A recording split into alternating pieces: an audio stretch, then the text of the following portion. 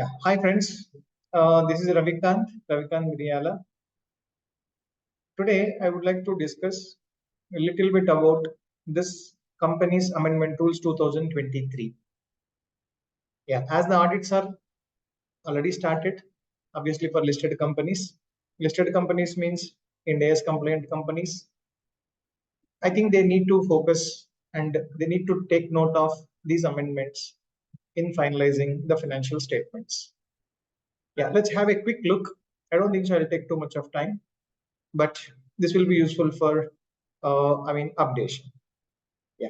So the first thing basically here, this is not an amendment which is like has come recently, which has come 1 year before. That is 31st March 2023. This notification is being released by ICAI, right? At the same time, but it is obviously effective from 1/4/2023. That is financial year 2023 to 24. These amendments are obviously applicable. Yeah, the basic question anybody will ask, are these major amendments? Accounting wise, this is obviously not a major thing, but there are some disclosure points which you need to consider in preparation of financial statements for the financial year 2023-24 for Ind AS, obviously. Yes. So let's have a quick look where all the, which are all the standards got amended and what is the impact of it, where you need to focus. See, these are all the standards which are amended. The first thing is Ind AS 1. As you know, Ind AS 1 is talking about presentation of financial statements. So where the presentation, how it is got amended. We'll see that in the next slides. And next important one is Ind AS 8. That is accounting policies, change in accounting estimations and errors. Yeah, little more discussion about the change in accounting estimation has been discussed in this amendment. Okay, not that great change, but yes, there is. And next thing is Ind AS 12. One small amendment, but it is a good one that will have impact on the presentation point, but not on the accounting wise. Accounting wise, net effect of this is same before amendment and after amendment. Yeah. And there are other standards also changes, you will find it, but those changes are because of the above three changes. Okay, obviously there is a link of Ind AS 12 to Ind AS 101, Ind AS 107, 30. For many places, there will be this impact is there. Yes, the real changes are these three standards, slight changes. Okay, this is a small amendment. Yeah, let's get into the Ind AS 1 presentation of financial statement. Yeah, what are the basic changes? The first thing, earlier so far we were using the word significant accounting policies. Yeah, now they're asking us to use the word material accounting policy information. Yeah, the basic question will come. Is it only just name nomenclature am I supposed to change in the financial statements? Not exactly. The immediate question should come, obviously, must have come to you. What is the difference between significant and material? Both are same, right? Yeah, it is. It looks like that only. But here, they have taken some more paragraphs to explain what do you mean by material accounting policy. Yeah, normally, if you see any financial statements, just because some companies disclosing the disclosing the accounting policies, we also disclose it. And our accounting policy will be what? Most of the times it is a copy paste of accounting standard, Ind AS, or you must be summarizing the Ind AS and you're just putting it in one place in simple terminology, right? But they told very clearly, which I'm going to explain within a second, within a few seconds we'll get into that. Accounting policy is like more or like a choice, right? When I say what is your choice, that is supposed to be there. When there is no choice, then it must be very much important for the reader to understand the financial position and performance.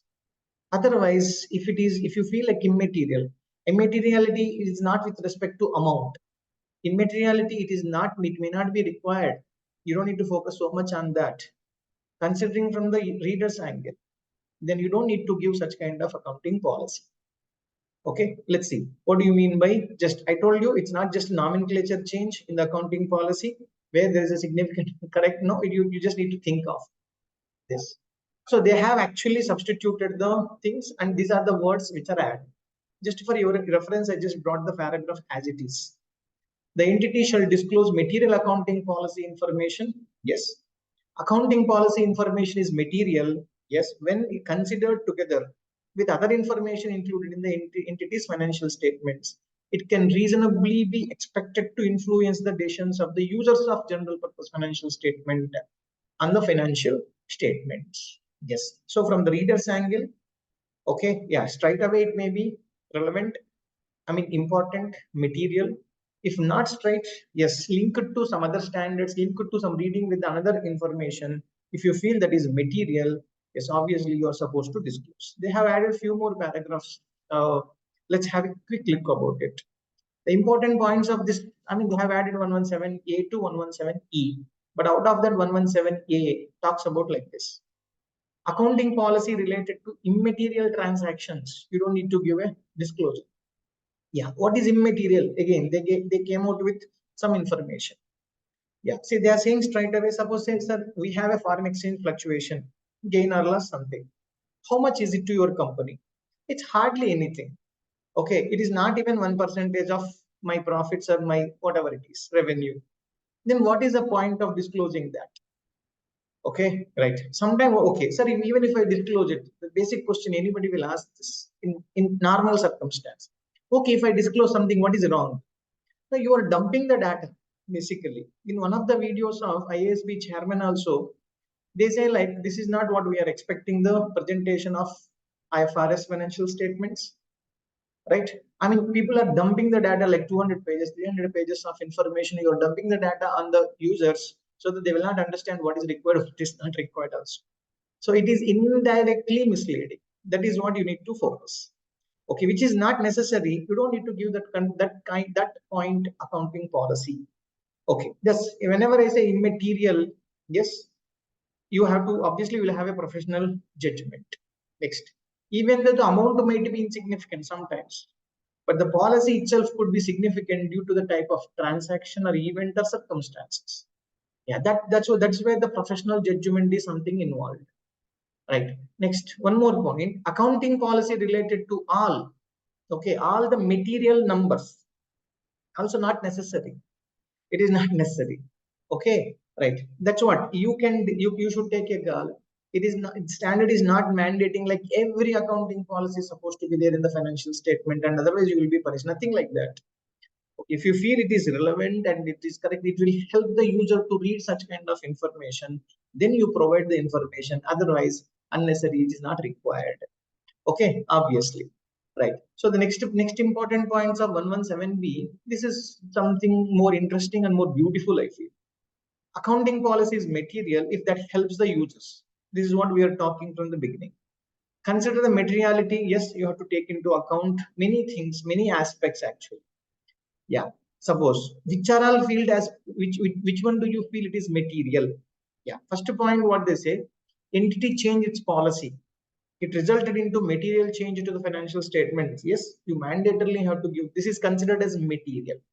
This paragraph is something very important, which explains many things where we were thinking. I mean, it is going to correct our understanding. That's what I felt. Okay, entity changed its policy and it resulted in a material change to the financial statements. Yes, then it is considered material. Okay, yeah, they have given some list, but this is obviously not in completeness. Beyond that, also you're supposed to think. Okay, right.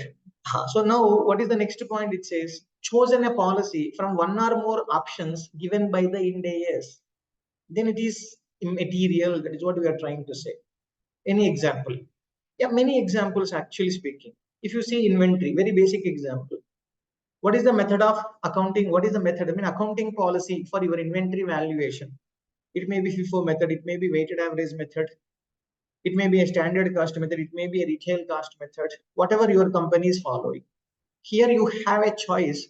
Out of these four choices, if I say my company has picked one choice, then that is considered as material. You're supposed to disclose that. Yeah, as per Ind AS 16, property, plant and equipment. As per Ind AS 38, intangible assets. As per Ind AS 109, financial instruments. Say, let's go by one. Ind AS 16, property, plant, and equipment can be measured at cost or revaluation model. Either cost model or revaluation model. My company has gone by cost model. This is an option given by the standard. Now that is material to disclose. You have to disclose it. Okay. Ind AS 38, same, either cost model or revaluation model. Correct. Ind AS 109, if you are taking investments, whether trade date or settlement date, which date are you accounting? You have taken a choice. That is accounting policy choice, which you need to mandatorily disclose it. Next point. Accounting policy was developed as per the Ind AS 8 in absence of Ind AS guidance. Yeah, in Ind AS 8, given a hierarchy. First preference should go to the Ind AS guidance. Okay, then next it will come to as per the basics of, definitions and recognition criteria of asset, liability, income, expenditure, and equity. You are supposed to do it, right? If you don't have this, you are supposed to develop an accounting policy. If you don't find a direct guidance, you do not find an MCA notification, you do not find an ICAI guidance on that, then you need to create an accounting policy. If you have created, you made a new policy, because it was not dealt by any of the standard, then that policy cannot be hidden. It has to be disclosed. It is considered as material here. Okay, yeah, related to an area which an entity is required to make significant judgment assumptions as per the financial statements. Yes. See, based on the significant judgment, I have to make, these are all the items where you must have already mentioned in the financial Ind AS financial statement, your significant estimation, significant assumptions under the heading, which you have mentioned, right? Then the policies related to those areas mandatorily supposed to be presented. You have supposed to disclose that in the notes to financials. Okay. Any complex accounting involved where you need to read one Ind AS with another Ind AS and you have come to a conclusion, something like that, then yes, mandatorily you are supposed to provide this information. These 5 points or 4 points, whatever it is, are considered as material. These are considered as material from the standard angle. In addition to that, also, obviously, professional judgment is involved. Professional judgment, obviously, any day, professional judgment is involved. Right. Some more beautiful points. Just look at the requirements of Ind AS to its own circumstances provides entity-specific information that is more useful to the users rather than the standard information, either duplication or summarizing the requirements of Ind AS. Yeah. So if you have some circumstances which you wanted to, which you wanted to inform, getting my point, you wanted to disclose that your specific circumstances, not which are general circumstances which were there in the every company, that is supposed to be disclosed. And standard itself is telling you, right? It's telling like you don't need to give the standardized information which is no, don't need to give. Or you are just summarizing the requirements of Ind AS, right? So they're not required.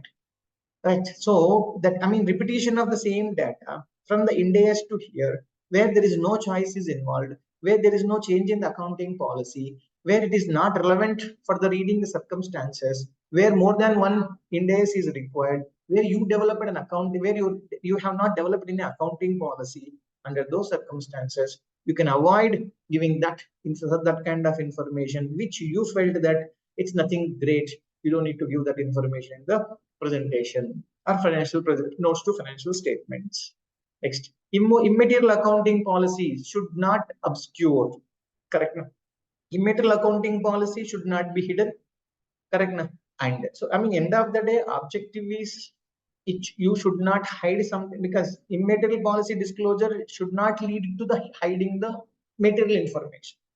If you are given 10 pages of accounting policy, out of that which are important, maybe one, say example, one page or 3 pages of data, since you have clubbed the data in between the 10 pages, that obviously misleads the people. This also may be considered by our reviewers. Okay, so that's very important. If the entity concludes that specific policy is immaterial, it does not affect the related disclosures of other standard, yes, that also obviously supposed to be taken care.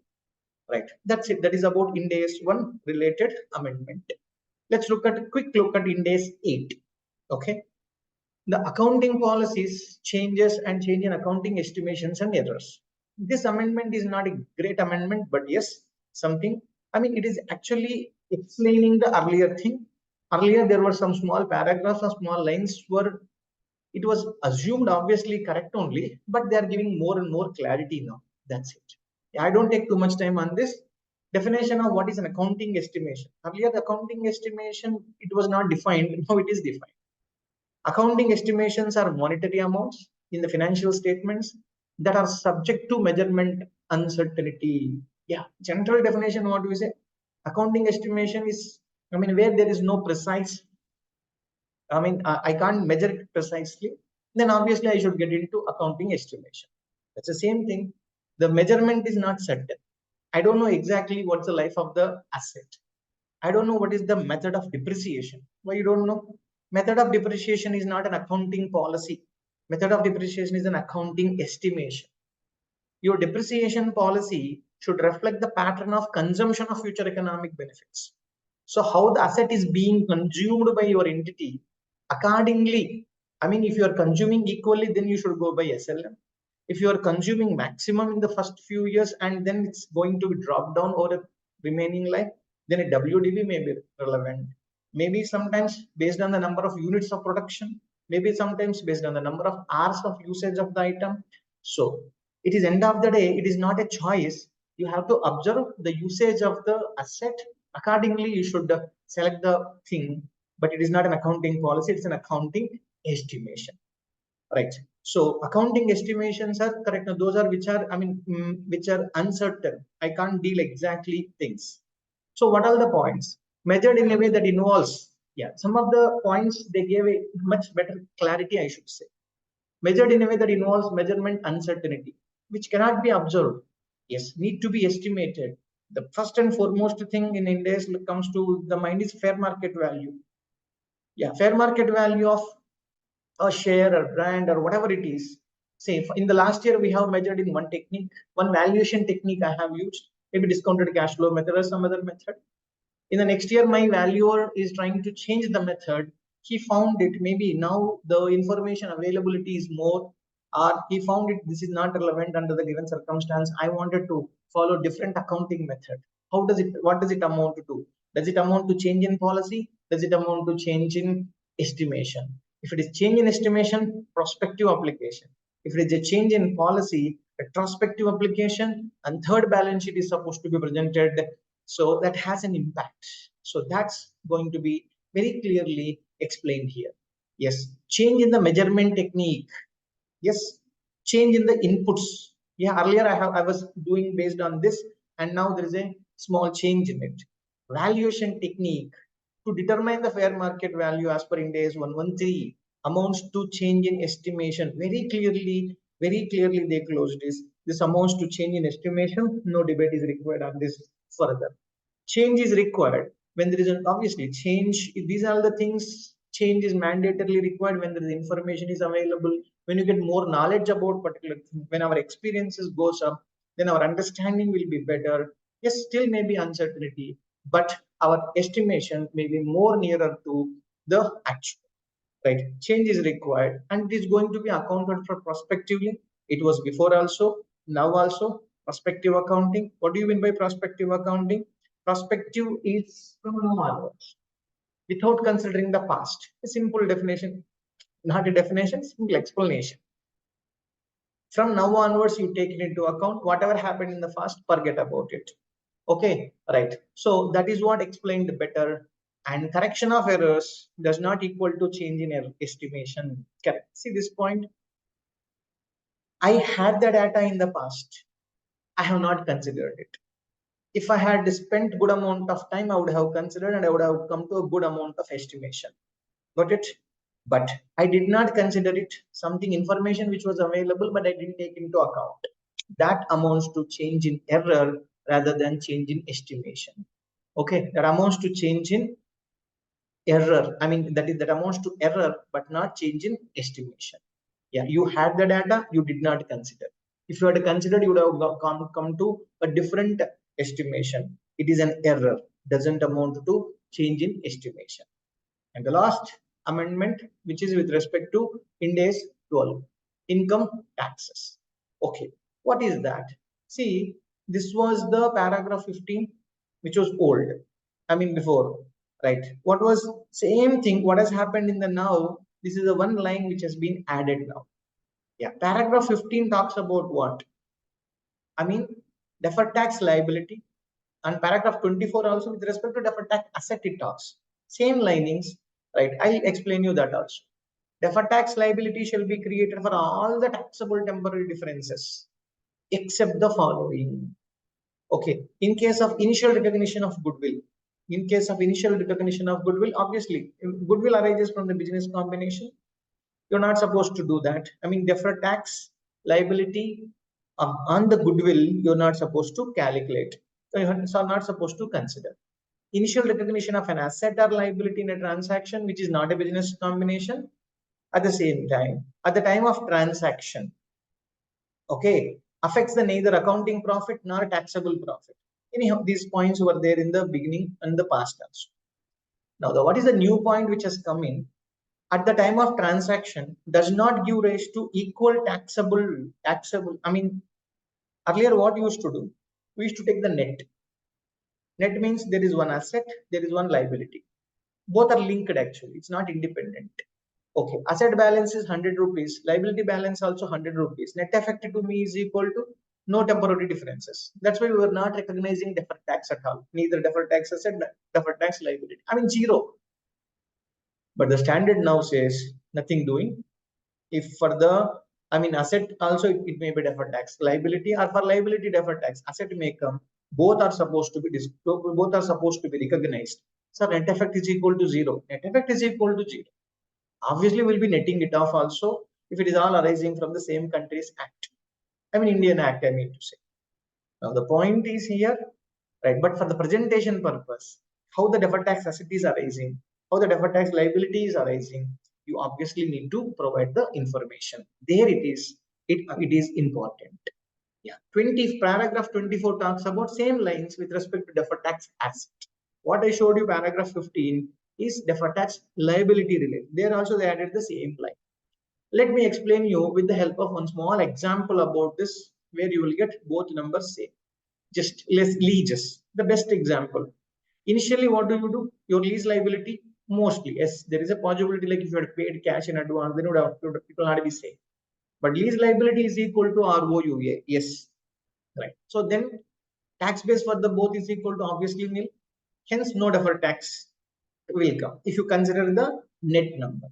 Now, that's what I was saying. But as per the amendment, we need to recognize deferred tax liability related to ROUA and deferred tax asset related to lease liability. Both are supposed to be considered.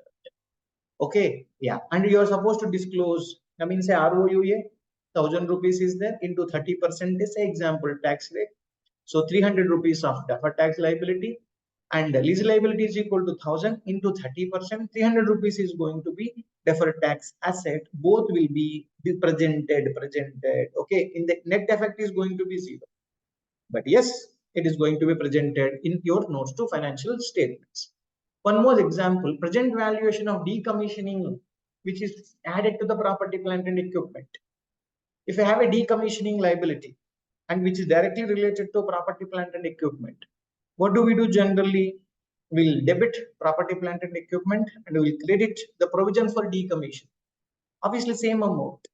So here also your PPE gone up, your liability has gone up. Yes, with respect to the property, plant and equipment, deferred tax liability would have come.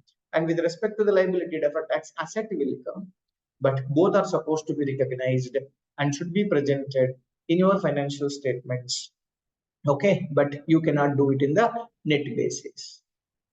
Okay, guys, that's all. These are all the major standards. I mean, major standards amended little bit. Okay. And the rest of the amendments were all linked to these three standards basically. Right? Thank you. Right. And there is no exemption on this adoption. Correct. This exemption is not there. Obviously, this exemption is not there with respect to when you're just doing for the first time adoption. Is it exempted? No way exempted. Even under the case of 101 also, in your presentation, you have to take care of these things, right? I think that's it with the amendment. Thank you.